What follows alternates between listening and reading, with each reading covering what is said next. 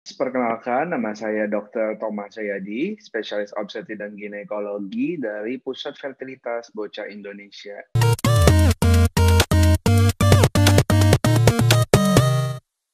Masalah kesuburan rawan dialami oleh pasangan, baik wanita maupun laki-laki sama-sama memiliki risiko masalah kesuburan atau infertilitas. Adanya masalah pada kesuburan dapat menyebabkan kesulitan mendapatkan momongan. Sebenarnya, apa yang menyebabkan infertilitas? Lalu, apa yang perlu dilakukan untuk mengatasi masalah kesuburan? Kali ini Nakita.id mewawancarai dokter spesialis kandungan dari Klinik Bocah Indonesia, Dr. Thomas Jayadi, untuk membahas seputar masalah kesuburan pada pasangan.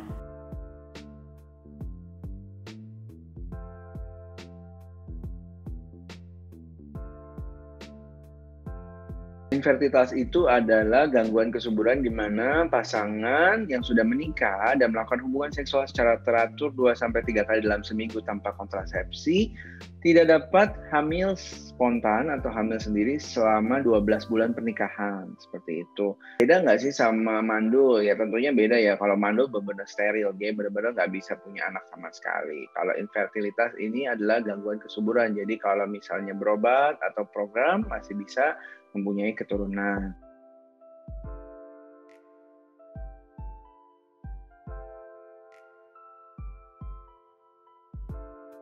Gejala infertilitas ini sebenarnya nggak ada gejala ya.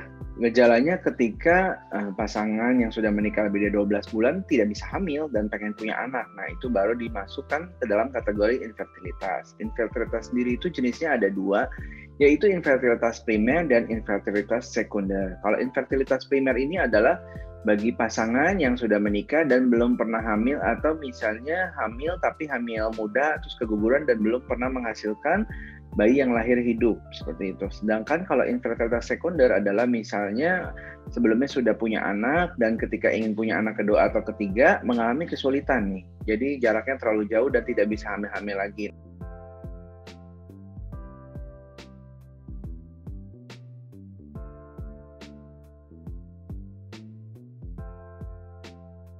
Biasanya tingkat kesuburan laki-laki ini akan menurun bila terjadi cedera pada daerah testisnya atau buah zakarnya, dan juga mungkin riwayat operasi pada buah zakarnya, seperti itu.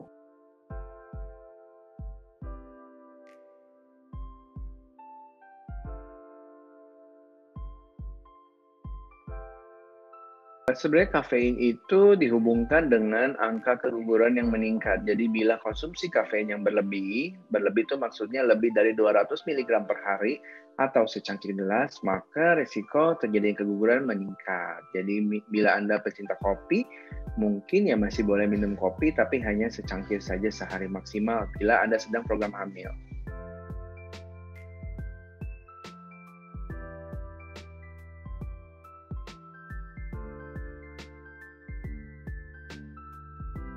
Masa subur itu dihitung itu dengan dilihat lama siklusnya. Jadi seorang perempuan harus mengetahui ini lama siklus haidnya berapa lama sekali. Jadi dari hari pertama sampai hari pertamanya berapa hari, kemudian dikurangi angka 14 hari.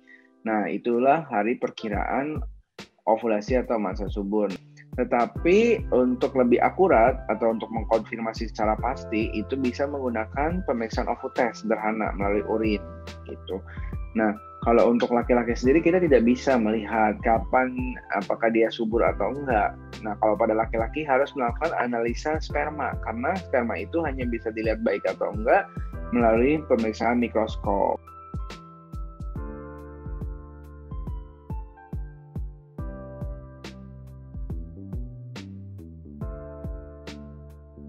Kalau misalnya seseorang didiagnosis infertilitas, kita harus cari tahu dulu nih, apa sih penyebabnya? Masalah di mana? Apakah di perempuan atau di laki-laki?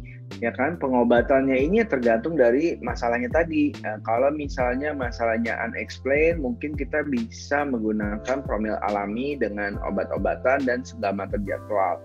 Bila masalahnya lebih berat, mungkin bisa dilakukan tindakan inseminasi. Sedangkan kalau masalahnya berat sekali, mungkin perlu dilakukan tindakan bayi tabung, seperti itu.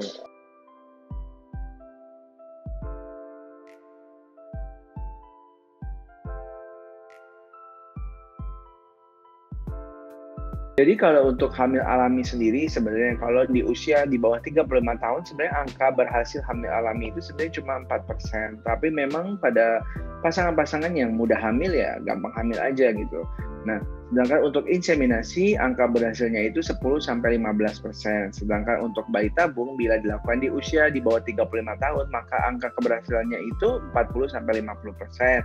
Sedangkan untuk usia 35-40 mungkin angka keberhasilan di angka 30-40%, tetapi bila dilakukan di usia lebih dari 40 tahun maka angka keberhasilan untuk bayi tabung sendiri kurang dari 20%. Jadi memang bayi tabung itu ya angka keberhasilannya paling tinggi. Kenapa? Karena kita memasukkan embrio yang sudah jadi gitu. Jadi tinggal dia nempel atau enggak. Sedangkan kalau untuk program-program yang lain ya masih banyak faktor yang kita nggak bisa kontrol seperti itu.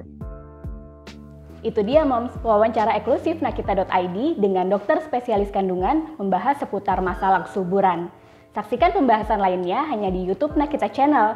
Sampai jumpa di video berikutnya.